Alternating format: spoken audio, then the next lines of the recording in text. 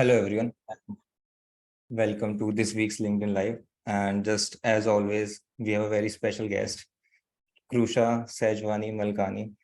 And the thing about Krusha is that she's been doing so many things.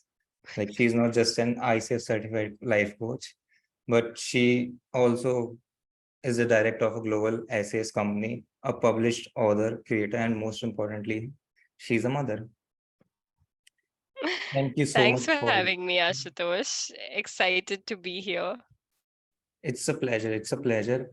And yeah, thank you very much for like putting out that post and then accepting my invitation. The magic of LinkedIn. Yeah, that's the magic of LinkedIn, and it's such a beautiful platform. And this is the first time that I am interacting with someone for the first time directly on a LinkedIn live. That's the beauty of LinkedIn. I've done that so many times. I jump into suddenly a panel also of people on an audio event and I'm meeting them for the first time. But I've seen their content before, like with yours, and it's mutual. So in a way, through content, and that's what I love about content also, you kind of get to know a person or at least their work or thoughts about them, which is a little, in fact, more personal than you would otherwise get to know in a just a you know small talk chat of where are you from, what do you do. That's usually what happens. But here now you know what do they think about consistency, which was your last post that I just happened to see. So I Mhm. think that's cool. Yeah, that is so true. And I think I read almost each one of your posts.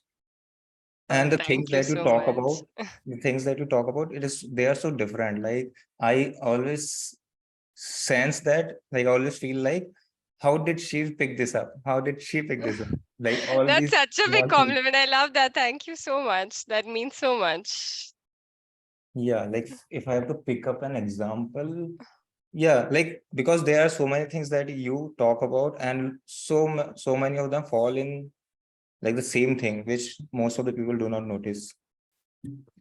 I think a lot of my content, the reason what you said made me so happy is because that's my content. Like a lot of it is very observational. Whenever I'm asked Mm. about, tips and tricks for LinkedIn, I don't have too many, because for me, LinkedIn really worked and works because I love writing. It's something I've Mhm. loved to do. I have these thoughts that I anyway have, and I just write them down on my notepad, on my phone, or in a book, depending on where I am.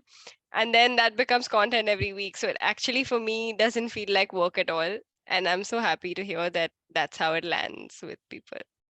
Yeah, I think, yeah, like I see that when you do post like that, how you come out, it's very authentic. It's like really who you are.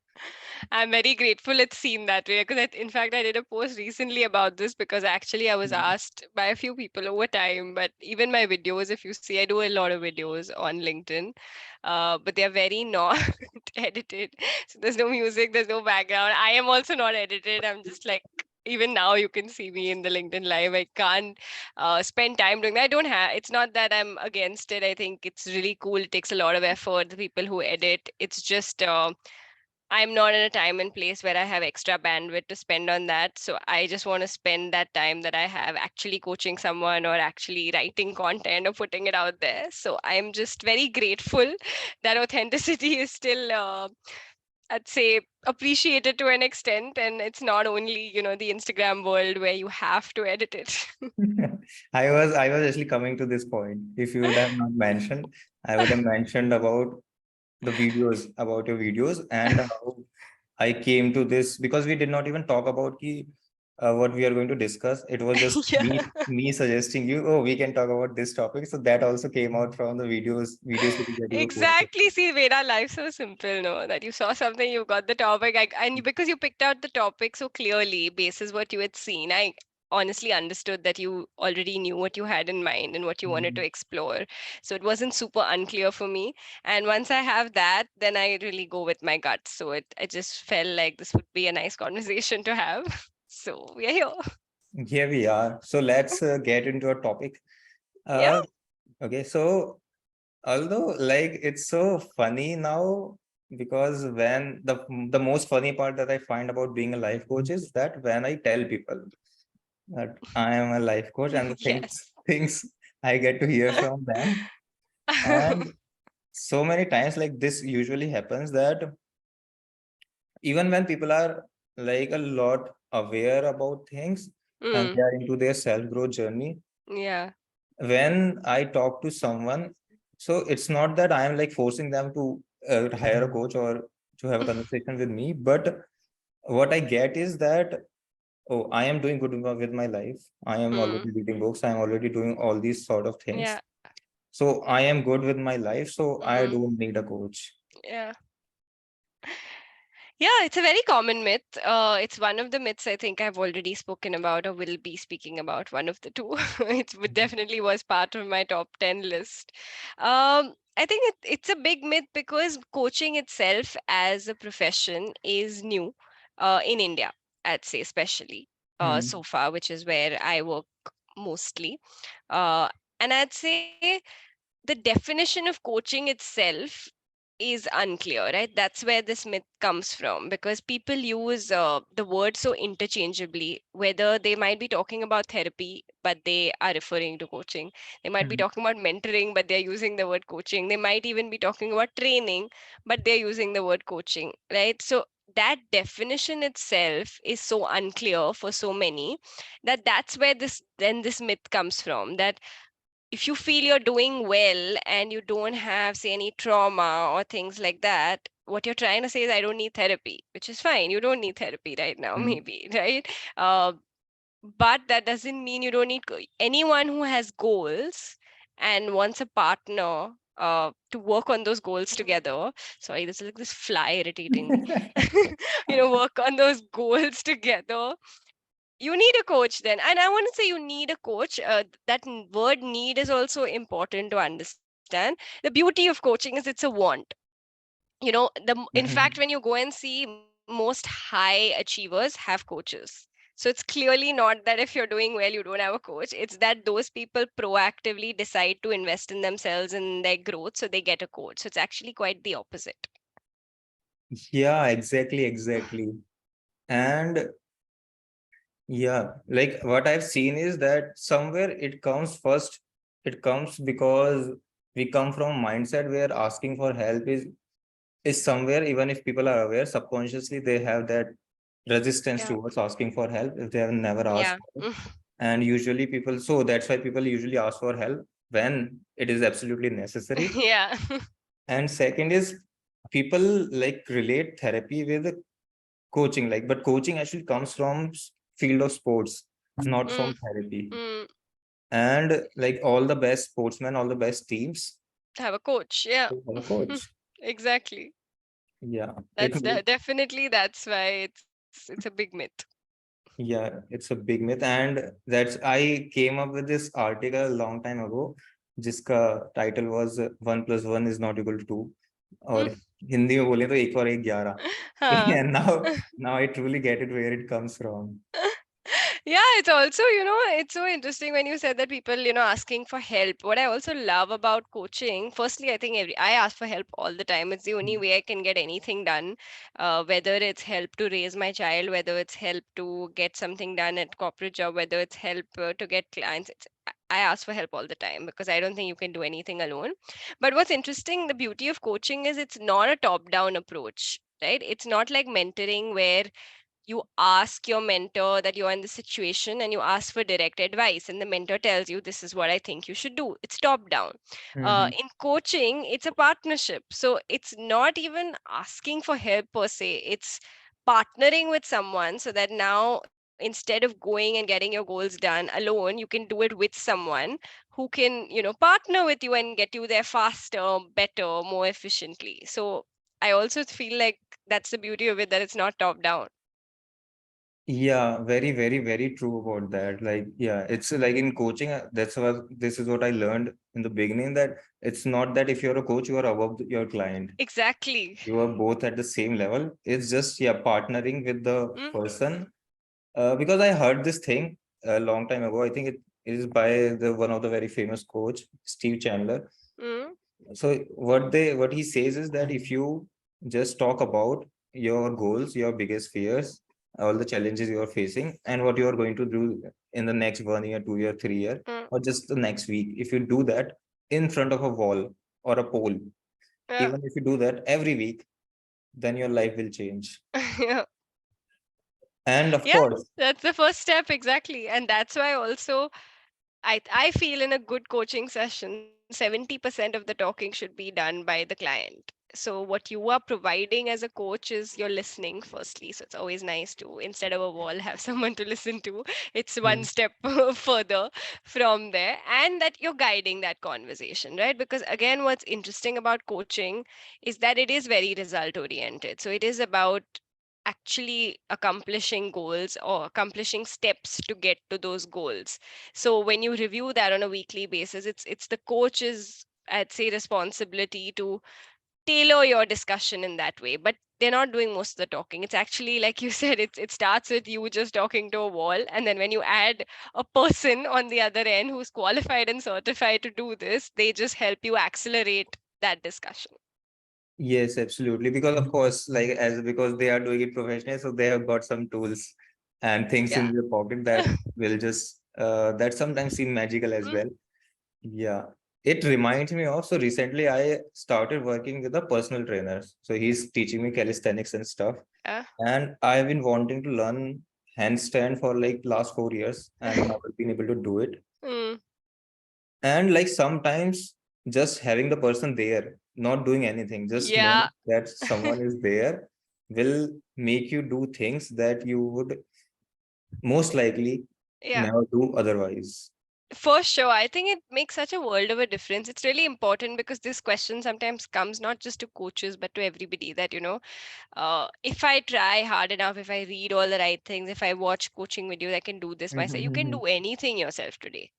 You can cook your own food, you can clean your own house, you can uh, create your own clothes if you have to, like actually sew your own clothes. You can manage your own fitness, you can manage your own nutrition, you can learn how to write on your own, you can do everything on your own. The Hmm. point is that if you're doing it on your own, it might take you 10 years versus same as if I go to the kitchen to cook my meal today. I'm not a good cook. I'm going to take triple the time that someone Mhm. else who's good at it will do, right? So that's where I am choosing to outsource that portion. I am not choosing to outsource writing my articles, for example, because that comes easily to me and I want to do it on my own. So I feel like everyone needs to make their own choices on what do you want to outsource and get a partner with, and what do you want to do on your own, because you can't possibly do everything on your own. But yes, you can decide what part you want to get a partner and what part you want to do on your own, and that's custom to each person. Yeah, that is like every person can choose Mm, where they want to do it. yeah. Yeah, yeah. So, what is your favorite myth that you hear so often that inside you are always kind of laughing? Uh, so I think this is the one I hear most often and I find very ridiculous, is that coaching is just for executive or for senior leadership, because so often we hear the term executive coaching, leadership coaching thrown around, uh, that it's almost like people feel, but I'm just like in my early 20s. Mm-hmm. It's like, how can I work with a coach, or what do I have to do with a coach? I need to first do something to work with a coach, which is very contrary to the very aspect of coaching which is helping you figure out and grow. So coaching is for everyone, right? So I think that is the one that always gets to me, where when people it's almost sad when someone is justifying why they are not yet there but they still feel like they want to work with a coach. Of course you have to own it, you do want to work with a coach, and you want to invest in your growth, and anyone can invest in their growth. And that also ties into the other myth, which is our goals are not only about our career. So coaching is not only about your career. Yes, it can very often be, even for me, a large percentage of my clientele often first come to me for something that is career related. But after that, the doors are open. Our goals are not only about the work we do, right? That's just one part of what we do. Yeah, absolutely. Anyway, when you are a coach, you know that everything is connected with everything. Yes. I call it the circle philosophy on my website. Yeah. So, like, if someone is becoming aware of these Mm, myths, and someone who believes in these myths and someone who does not believe in myths, mm, particularly there is a certain set of mindset mm. which is different for both types of people. Yeah. So, can you walk me through the first mindset Mm, and like what are all the things going in the background which mm, are actually why they believe in the myths? I think that comes later. There's something going in the back mm, of their head that makes them mm, believe in those myths. They are just the mm. cover up. So what is going in the back of their head, Yeah. and what is going in the back of the head of someone who have a coach or who is ready to Mm. open themselves to coaching?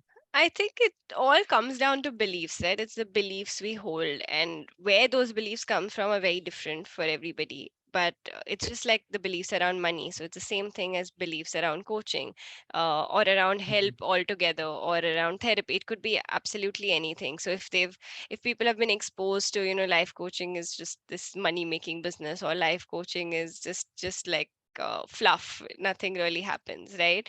Uh, or on the contrary, the other person who actually is investing in themselves and getting a coach might have heard that they have read a book which talks about the power of coaching, or might have had a conversation with someone who actually has worked with a coach before and achieved results and wants to do it.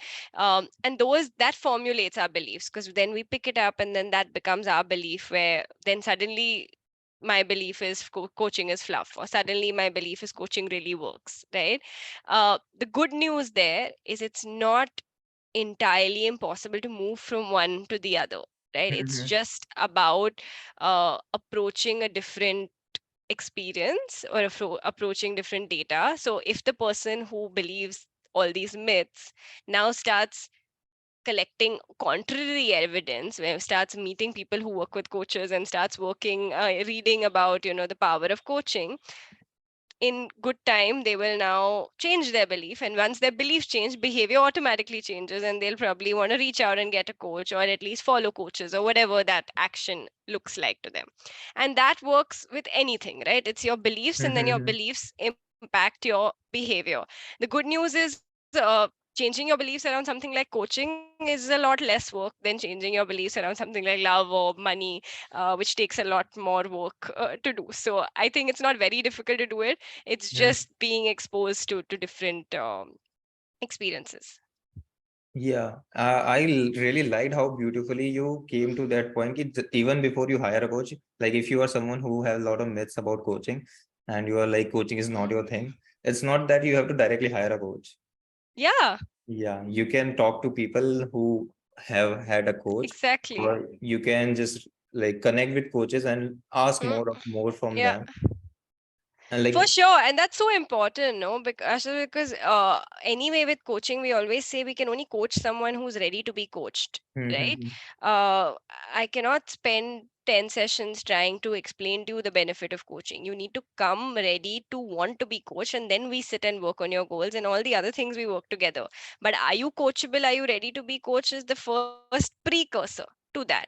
So to get to that, you need to either there's so much, as you said, so much, and talk to people who've been Mhm. with coaches, read books. There are so many books. Just find coaches on LinkedIn, follow their content, and see whether Mhm. it's resonating with you. Set up chemistry sessions with a coach that you resonate a little with. Ask your questions. It's a free session. Usually I offer it. I know most coaches will offer it, where at least for 15 minutes, you can have a free conversation on how they work, how it works, answer any questions you have, get that out of the way, and then start a commitment of coaching together. Yeah, like there's so many things out there these days. Information age. So much information out there. It's so easy. It's so All of easy. us put so much free content out there. This is exactly what it's for. Yeah, yeah. You can even like you can directly just put on YouTube. There will be so many stories, people telling Yeah. like their experience of having a coach. And that's very interesting that you gave that example, because it gets me to this. I'd written about this once and I've said it a few times because I really enjoy that my own anecdote, but I really enjoy it. Is that, uh, when because it made me laugh when I thought about it, was if you, the current age we live in, anything you want to believe, you can Google and Google will validate you. Right. So, for Mm, example, if I Google coaching does not work, I'll find 10 mm, articles on why coaching does not work. And if I yeah. Google coaching works very well, I'll find 10 articles on how coaching works very well, right? So the good thing is you need to choose to expose yourself to different information and different experiences. So you don't have Mhm. just one set. And then, of course, it's still on you after that. What resonated with you, what stuck with you. If at the end of it, your belief is still you don't need a coach, that's absolutely okay. And that's to you. But at least give yourself the chance to expose yourself to all views. Yeah, yeah, absolutely, absolutely. Like it's like, yeah, no one is coming to rescue you, but the moment you take responsibility and be open, then like Yeah. hell will be available abundantly. Yeah. So let's suppose someone comes to that point Mhm. where they are able to overcome these myths Yeah. that okay, like they are like, now I want to have a coach. Yeah. But now, like they come across a couple of coaches and they find that coaching is very expensive for me. And Mm. it's like I will hire a coach when I'm earning this kind of money. Yeah. So like it's not a myth, it's just another It's a perception. concern. Yeah. If it is a fair concern, I'd say a couple of things. Okay. First, I'd say what is expensive is subjective. Okay. That's the first thing. And I'll give you my own example because this happened to me recently. And my husband pointed it out where he found a top for me online and he was asking me, should I order it? And I saw it. And I said, okay, let me think about it and then Mm, I'll decide and then I'll order. Okay. And in that same day, this was half an hour later, I read on my Kindle when I'm feeding my baby. That's my reading time now because anyway, I don't like putting the phone next to him. So I read. And I'd finished my previous book and I needed to buy a new book and I'd chosen the book and I didn't even think and I just bought the book. Okay. mhm, My husband happened to be standing next to me when I bought that book because we were in my son's room and he literally he noticed, so he told me that, the price of the top and the price of the book was the same. You're thinking the third time I've asked you about the top. mhm, You've still not bought it, but the book you bought just like that. And it's because in my head, my belief in private, it's very clear that I already know that this book will give me a lot of value. Not to say the top won't, but it's mhm, not at that highest level of value for me. Now, as soon as it becomes, and I suddenly feel like I don't have enough tops, or that if I wear the right top, then it's going to help me present myself better, or this and that, that part becomes important for me in whatever case, I will most likely spend that money without thinking. Right. So I feel the first thing to know is it's subjective and it really depends on your priorities. If you're finding it too expensive right now, it's probably not a priority or you're afraid to make it a priority. Right. So that's the mhm, first thing. The second thing is you have your options open. So you have various types of coaches across different budgets, across what they specialize in. Again, that's a choice you need to make on where you find value for your money and you invest in the coach that works for you. You have enough options to choose who you mhm, resonate with and who you trust and who you want to invest that money with. Right. So that shouldn't stop you from, and I'd say if you look at it as an investment, again, when you're looking at it in the right way, it'll feel more like an investment versus an expense. Right. If I buy a packet of layers, it's an expense. mhm, If I mhm, buy a mutual fund, it is an investment. Right. This is more towards an investment than an expense because the ROI you get basis your life changing after that, basis whether it's your career, whether it's other elements, uh, increases, right? So it's an investment, but you have to believe that, or at least mhm. remotely believe that, to be able to take the first step there. Yeah, like it all comes down to how important you think it is Yeah. for you right now, and it has got nothing to do with where you are in your life. It has all Mm, got to do with what your mindset is. yeah. And second is also got to do with how, not about the resources you have, but how resourceful you are. I love that. Yeah. Yeah, and one more thing that I've seen is that, yeah, like when people get to know about like one like they talk to one coach and they got to know this is the price of their coaching, so that Yeah. becomes their standard. Yeah. This is, oh, coaching is so Yeah. expensive, this is how it's going to be. So eh, they just close themselves off Yeah. even when they want Yeah. to have a coach. Mm. For sure. I'd say again, that's why you should talk to enough people and then choose your money versus value. And only you can define that. That where do you feel there's enough value and where you're willing to pay that much. I've seen such varied examples. I've had clients, who are not at a job currently, who will still, without negotiating, pay the Mhm. price, right, immediately. uh I've had clients, and some of the best work I've done, the most fulfilling, where sometimes I've worked with homemakers from smaller cities who've still chosen without negotiation to invest in themselves because they believe after that they get results, and you work doubly hard to make sure they do, right?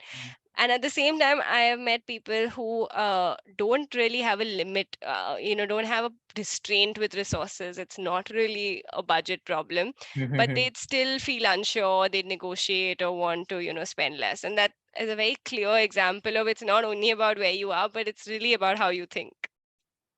Yes, yes. So my, because we are just about time, my last question is that if someone, like if you have, if this conversation is going to help people debunk their myths about coaching, and they have come to this point where they are thinking, oh, I want to have a coach. I want you to little bit talk about the ROI of coaching. Oh wow. I think I dug that hole for myself only by using the word ROI. But no, I think it's a myth that it's, again, that it's Hmm, very soft and cannot be measured at all. Yes, it's conversational, just like therapy, for example. hmm, But contrary to that, it's very result oriented. So ideally, you should have a result that you want, not just from your entire coaching commitment, but from every session.